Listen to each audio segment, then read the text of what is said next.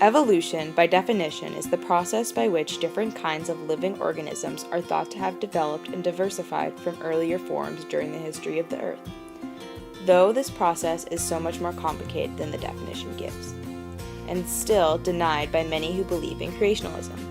Furthermore, evolution, though stated as a theory, is much more than that. Evolution is reality proven with scientific evidence.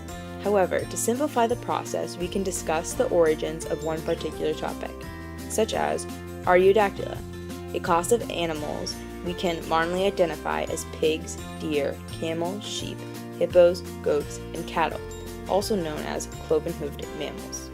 The first fossil record of this Artiodactyla was known as Diacodexis, which was about the size of a rabbit and appeared 54 million years ago.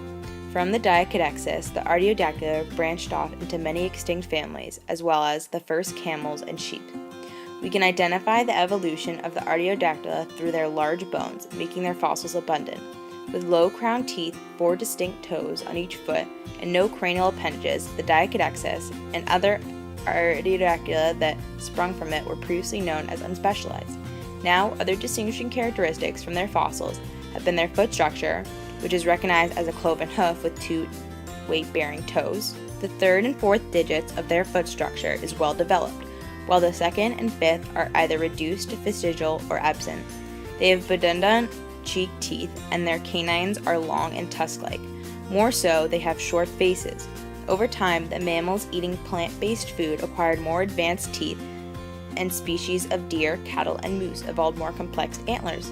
Because of all these similarities found in the fossils of these species, you can draw the connection between their ancestry. Pangaea, existing over 200 million years ago, was composed of one large mass of the continents that we know today. After Pangaea broke apart, certain species got split across continents, which is why the many land mammals of the Artiodactyla are so widely spread. Furthermore, because fossils have been found from the Rocky Mountains to the African rainforest, we know the species of the Artiodactyla are known to migrate seasonally to new feeding grounds. This would explain why many similar species are found across continental divides. An example of this occurrence is found between varying species of cattle, such as the Sanga cattle found in sub-Saharan Africa and the white part cattle found in England. Both species, male and female, are found with long upward curved horns. Though the Sanga cattle horns are much larger, the long length of both species and other alike biological characteristics are so similar that even with cross-continental habitats, one can still link the two species to one common origin. Chromosome species of the Artiodactyla ranges. Wild and domestic pigs have a chromosome range of 36 to 38. Species of deer will range from 67 to 70. And all camels will have a chromosome range of 37, which shows the close relationship of various species of the Artiodactyla. Differences in genes of this class are a result of the mutations and natural selection due to environmental changes. Similarities between the embryos of the Artiodactyla can be shown through the development of the pig and the cow embryo. There is a developed snout and stretched out limbs where even-toed hoofs can be seen to start maturing.